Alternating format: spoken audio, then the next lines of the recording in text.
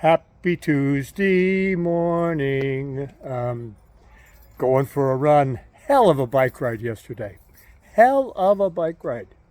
I I thought I chose a 90-minute ride, and yeah, it wasn't. And it's like, yeah, but I don't stop till I'm done. So 2 hours and whatever minutes later, I'm done. And now I run. I run. Um, yeah, I run. Um, I do wish you a great day, and I'll check in with you during my run. And pow. So, uh, stopping off to leave my bag with towels. And so, wow. It was interesting for me to leave my bag at the pool and to run away from it. It looked so nice. One of the things that I recognized some time ago, couple, is that in the summer, when the pool's open, I gave myself permission to swim 5, 6, 7 days a week, 2-3 kilometers per swim, and decided that was a lot. That was good. That was it was good for this old guy with this old body to swim 7, 8, 10 kilometers a week. And yeah, I guess so. But what I also recognized is that swimming is my easiest chosen challenge. My next easiest challenge that I choose is running on the running machine. But generally, when the pool was open, it's like, yes, I'm going to use the pool, and I can let these other exercises go. And so I think that this wonderful, amazing event that I had back in October that kicked my ass, spirit, soul, mind, was life-changing at every level, including my willingness to do these fucking runs that kick my ass instead of at some level comfortably, diving into the pool and swimming 2 kilometers and going home. And so I will swim tomorrow morning, and I'll swim to whatever I do. And then I have another run day. That's not normal. But I had an invitation from a friend to run with her, and it's like I saw the resistance. It's like, yeah, I need to run with her and see what that creates for me. So anyway, I need to get off my ass and move from 2.2 to 4 point something. I don't know exactly where the next one is, but one step, one bite at a time. And check in with you later. Pow!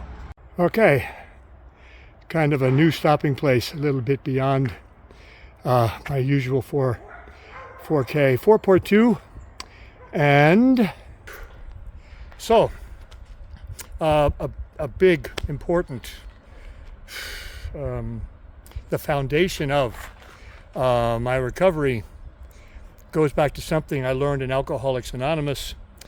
And just to let you know, the 12 steps was a amalgamation, a coming together of concepts and ideas that were in existence for literally thousands of years, and that had been the expression. Good morning. Had been the expression of ancient mystics and philosophers and whatever. But anyway, so as I'm going from my 2 mark to my 4 mark here, I had this metaphor come up of painting, whether it's painting walls or maybe even artistic painting. I don't know so much about that. But for years, what I did is I painted over the old paint. Maybe I cleaned the walls a little bit. but I would paint over the old paint. And when I moved into this house where I am right now, somebody had done that 50 times. The paint was so thick. And I didn't like, there was turquoise and black and orange, and now my home is quite neutral. Anyway, because I had just experienced a major event with my spine and I couldn't do much, I spent days, hours removing the old paint. And it reminded me of my early times in Alcoholics Anonymous, of all the cleaning up I had to do, taking off this old way of doing things, making amends to those who I had hurt, doing my maintenance, and that what I see in my life today is that my primer is always my spiritual awakening, which I cannot define. I cannot even express with my limited vocabulary. And as much as I try to express it, it's not it. But anyway. And so it doesn't matter what color I'm putting on the wall, but I need to have that foundation of I'm doing this for my spiritual awakening. And so whether it's my training, whether it's my relationships, whether it's practical work or creative work, I need to be aware that I need to lay down the primer before I put on the color. And maybe before I lay down the primer, I need to do some cleaning, scraping, washing, and then I'm qualified to lay down the primer. But until I take this spiritual awareness into my activity, I need to not do the activity, because all I'm going to do is to create another mess that will now require me to clean off 2 or 3 or 4 layers of this paint. And the process is still ongoing for me. I'm still finding paint that has been covered many times, and this needs to be removed. And it generally shows up in the form of my judgmental mind, or my belief that if I get this or if I do that, my life will be better. And so often it's manifesting in thought, and fortunately I have a really good observer that says, aha, that's that thought is not an expression of your commitment to your spiritual growth. That has to do with the material world.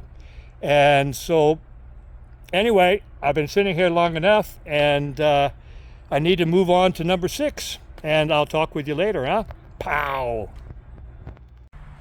So, 6 point something, I don't know. But this is my usual resting point. When I'm leaving my last 4K stop, I know that this is the next one, but I can't think about it. My COPD guides me to keep my attention on my breathing, and because I'm not feeling so stable physically, I need to keep my focus somewhere between 3 and 10 meters ahead of me. Sometimes I look up for a moment, but in general I need to watch what's coming up, this stone, this branch, because I don't pick my feet up very high. And so I can literally trip over a stone or a twig. So I have to be very conscious of the terrain in front of me. And it's just a reminder that that's how I live, is to, I can know or believe that there's this point at the head on the clock, or a place, but my attention needs to be here and needs to be now, and my consciousness and my intention So that's my 6 kilometer insight, eh? Pow! So, question. I haven't left yet. I carry a water bottle filled with supplements, and I'm drinking it. And so I just finished it at this point because my next point has got water, and then I mix in and fill up my bottle and use that to get me back to the pool. And the question is there a difference between carrying water in my bottle on a strap or carrying it in my belly? Is it lighter because it's in my body rather than on my body? I'm open to get your opinion. Bow. So I do a short one here. I've arrived at the Glassbrunnen, and so this last 300-400 meter sprint started at the bench at 8:15 and finished here at 7:05, 7 minutes 5 seconds per kilometer, which is quite a push, and it was great. Had just the right music to push me in here. It was great moment. So I wanted to give some credit to the song that pounded me home here. It was Black Sabbath, Paranoid. So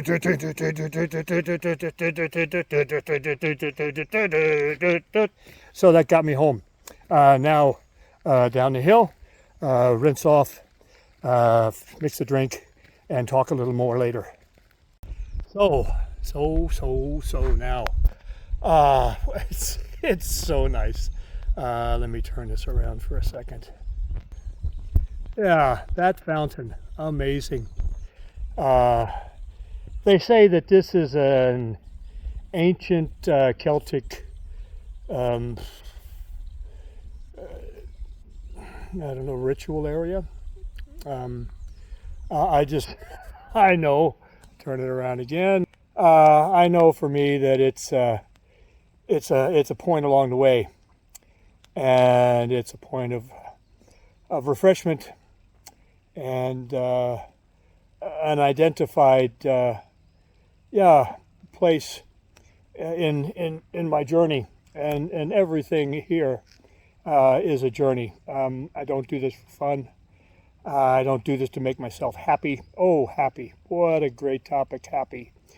There's so much, I've heard so much about happy. And I just want to give you my perspective, okay? Happy is an emotion. And as an emotion, it's a physical experience. And physical experiences are on the material plane. And this is just my belief, and the material plane is karmic, and I don't mean karmic good, bad, I mean karmic balance. And so to pursue happy is to pursue sad, that over time I will experience a balance of happy and sad, and generally in the pursuit of happy, I experience the pursuit. I perceive my life as lacking happiness. I hear this so often. I'm never happy. It's like, well, yeah, I'm not happy either. It's people could identify my mood as happy based on their own filters and projections, but I don't do happy. I was thinking about this between 6 and 8, which is where I am now, 8:36. And not on the clock, but on distance. My upbringing as a child was Christian, and the book was called the Bible. And since then, I've been connected to many religions and spiritual philosophies, and decided that I'm unlabelable by me, and I like that. I can be labeled by others, that's fine. But in the Bible, and I think it's in Psalms, it says, make a joyful noise unto the Lord. Well, it's interesting. I've adopted this word for myself, that I experience joy, and I can experience joy all the time. I think joy and gratitude for me are like part of a package.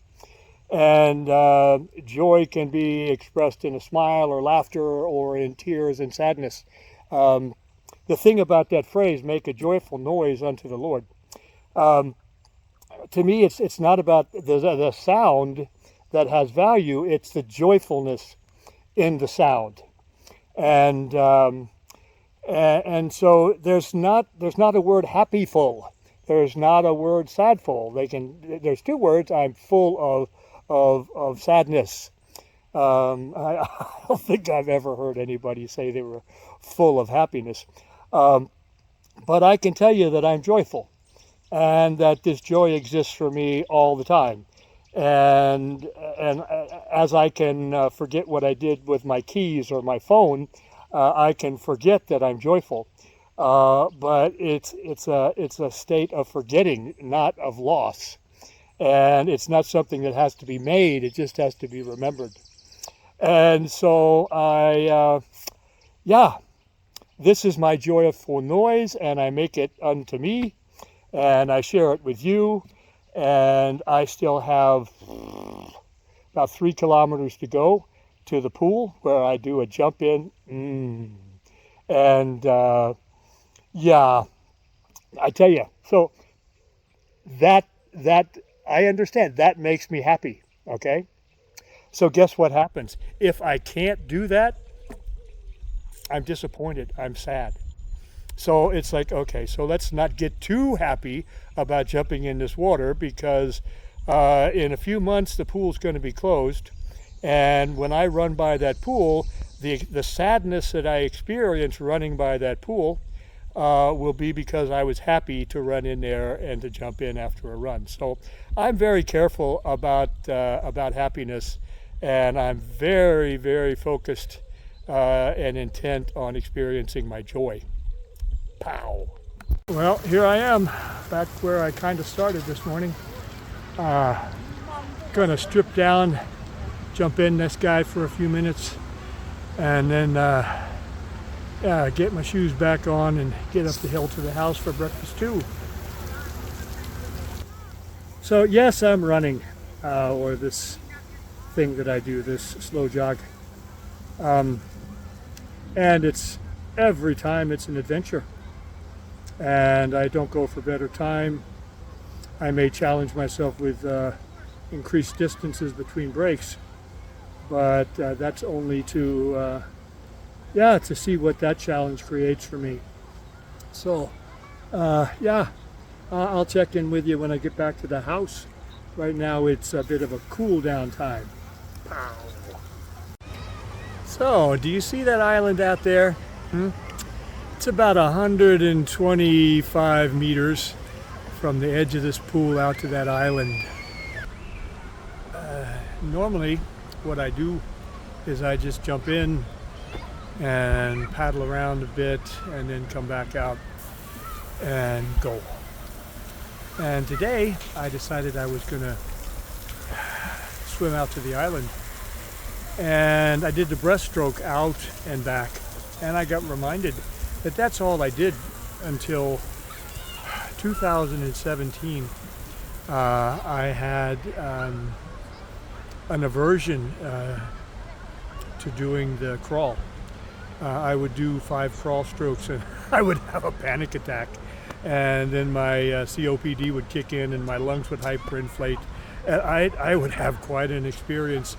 And in 2017, I had made a decision that I would practice to start an Ironman, and in my mind, I couldn't do the Ironman with a breaststroke. Of course, you can, but in my mind, I had to break this pattern. And I said, okay, in 2017, I'm going to jump in, and I'm just not going to breaststroke anymore. I'm going to do the crawl. And so I jumped in, I did 5 crawl strokes, I had a panic attack, my lungs hyperinflated, and it's like, what am I going to do? So in the process of what am I going to do, I started walking to slowly catch my breath again, get my lungs back. And so while I was walking, I said, okay, well, what I'm going to do is, looks like I can do 5 crawl strokes before I have a panic attack. So I started doing some breaststrokes, and I did 10 breaststrokes. And then I said, okay, I'm going to do 6 crawl strokes. And of course, at 4, I'm getting ready to have my panic attack at 5, and I say, no, we postpone the panic attack until 6. And I would do 6, and then I would walk around this pool. You can walk. I can walk all but about 50 meters. It's not so deep.